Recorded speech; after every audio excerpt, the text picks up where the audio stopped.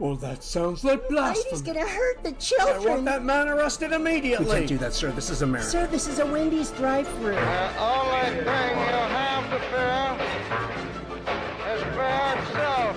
Hard times. The only salvation is to be good. Kids won't go to church Be anymore. good. Freemasonry is split into many factions. Take it from someone who studied this for 30 years. It's not wise to lump all groups into one giant conspiracy, even the Freemasons. There's continental American Freemasonry and European Freemasonry. Most of continental has been taken over by European at this point. There's speculative, which is more philosophical, and operative, which is more political. It was British intelligence that falls under the Grandmother Lodge, English Freemasonry, that started the CIA, imported 1,600 Nazi scientists into the U.S. during Operation Paperclip from 1945 to 1959, and this led to MK Ultra in 1953. And don't forget, the Vatican worked with the Nazis during World War II as well. MK Ultra involved LSD, everyone knows, but not for the social control purposes most people think. It was not to breed anti-establishment hippies. That was the backfire of their operations. The real social control was to use Satanism and especially the UFO observations and speculations to make people believe aliens were visiting the Earth and interacting with humans. In 1959, Andrija Puharich published The Sacred Mushroom, Key to the Door of Eternity. I believe Andrija Puharich is the key to understanding MK Ultra's ultimate goals. He was the mind control master behind the scenes. 10 years before Wasson published Soma, Puharich was talking about Siberian mushroom cults. From 1953 to 1955, he served as a captain in the Army Medical Corps, Army Chemical Center, Edgewood Arsenal, Maryland, exactly when MK Ultra started and where the projects took place. In August 1954, he received a security clearance and started working on military programs involving ESP, trance states, and mind-altering drugs. One of his subjects, named Harry, under trance, supposedly began channeling Tehuti, the Egyptian god of wisdom, where it was revealed that the mushroom was the tree of life and plant of immortality.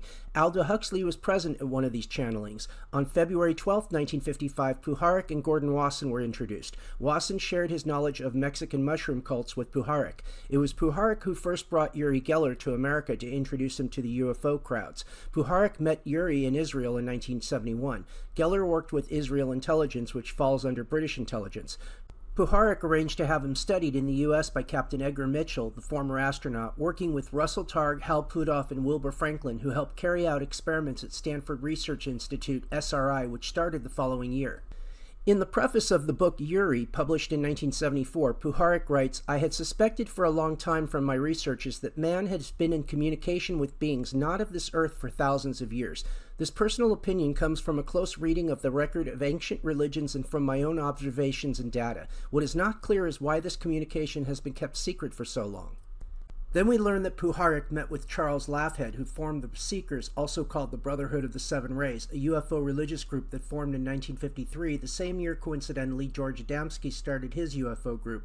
Adamski founded the Royal Order of Tibet while living in Laguna Beach in the 1930s, saw his first UFO in 1946, gave his first lecture in 1949.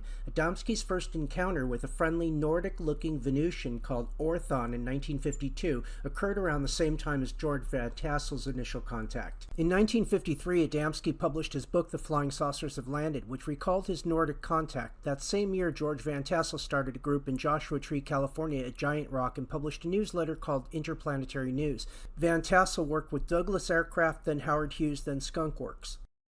The psychedelic culture didn't start with the Beatles or the acid tests. Giant Rock was ground zero, not the music scene in the 60s, and Giant Rock was infiltrated with intelligence spies and Nazis working their dark magic on the UFO hippie groups. This is where UFO cults and religions started. The main link is William Dudley Pelley, a writer, spiritualist, and fascist political activist who founded the Silver Legion. He got into UFOs in prison, called them Soulcraft, and published a book of automatic writings called Starguests and a magazine called Valor. He was a close associate of George Hunt Williamson, who was a close associate of George Adamski. Adamski claims to have photographed this UFO in 1952. It's suspected by some researchers that some of the early members of the original Ascended Master teachings of the I Am group were recruited from the ranks of Pelley's organization, the Silver Legion. If you think about it, it's highly suspicious that this is the origin of the Nordic blonde alien stories, which were later picked up by people like David Icke and spread through his reptilian lore. It's inherently racist and used for division. We don't know a lot about it, but we do know the government has been developing flying saucers that mimic UFOs since at least the 1940s. These are suspected to be German in origin and likely brought here under Operation Paperclip. They are remarkably different from UFOs. They do not morph, despite the propaganda you might hear. They are flying saucers, not UFOs. The gunships on the top and bottom come from German tanks. We should keep in mind as well that the European secret societies have known about SILF since at least the days of the Kabbalists and the book Secret Sciences in the 1600s. The design of the flying saucers' intent was to mimic the UFO and use that for mind control.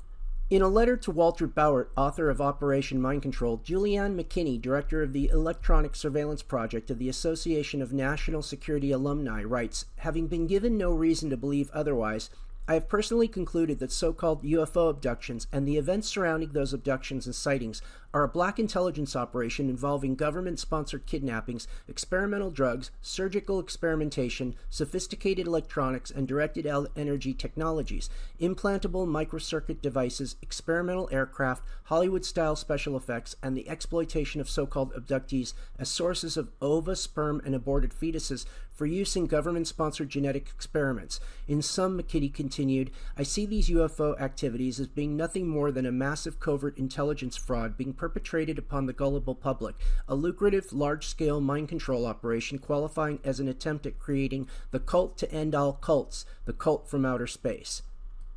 McKinney says another source told her that there was a project headed by Michael Aquino that involves the programming of so-called UFO abductees. The source told her that this project is codenamed Green Star and is a mind control operation involving an overlapping of satanic cults, the U.S. military, and the UFO community. In court testimony, Paul Bonacci, a Monarch mind control victim, was asked why the CIA Project Monarch wanted children with split personalities. Bonacci, because if one was captured in the future spying, the personality of the person captured would go into the personality who would have no useful information. There would be other personalities that would come out and would render the person to seem hallucinatory or to seem as if he was indeed crazy. In fact, their program was named Star Wars, was in fact a program in which we were taken aboard so-called alien spacecraft which were in tunnels in Colorado, which were not real spaceships nor were they real aliens.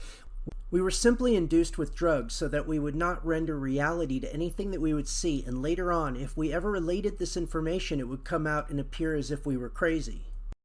In 1957, Ewan Cameron received a grant from the CIA to study the effects of sensory deprivation. A 2012 lawsuit filed by veterans groups against the CIA and DoD refers to Ewan Cameron's methods. The suit also states that two researchers, Dr. Lewis West and Dr. Jose Delgado, working together under the early CIA MKUltra Subproject 95, utilized two protocols, brain implants and Rick Edom, remote radio brain control, to program the minds of victims.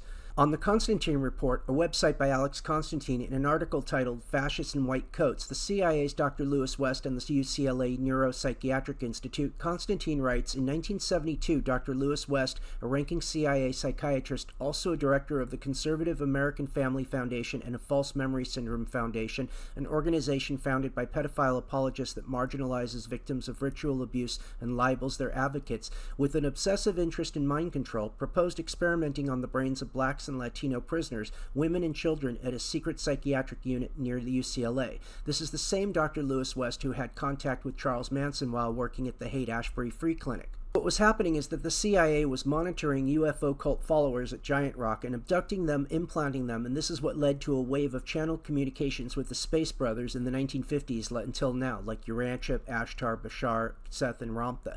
The main figures involved in the so-called UFO and alien disclosure today are some of the most untrustworthy people in science and government.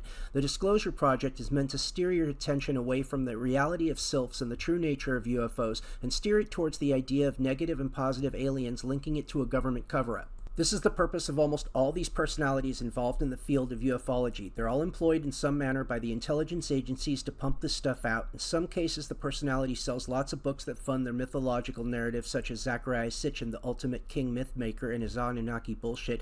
And then there's David Icke with his reptilian bullshit, which we'll jump into right in the next presentation, so stay tuned. This concludes the presentation titled You Can't Unsee It, Episode 13, MKUltra and the UFO Religion Cults. For more information on this subject, visit AncientPsychedelia.com and check out the free online version of the book Ancient Psychedelia, Alien Gods and Mushroom Goddesses. Thanks for watching. One last thing I should mention, if you enjoyed this video and you'd like to support me in my work, here are several ways you can do that. It does help tremendously, and I really appreciate it.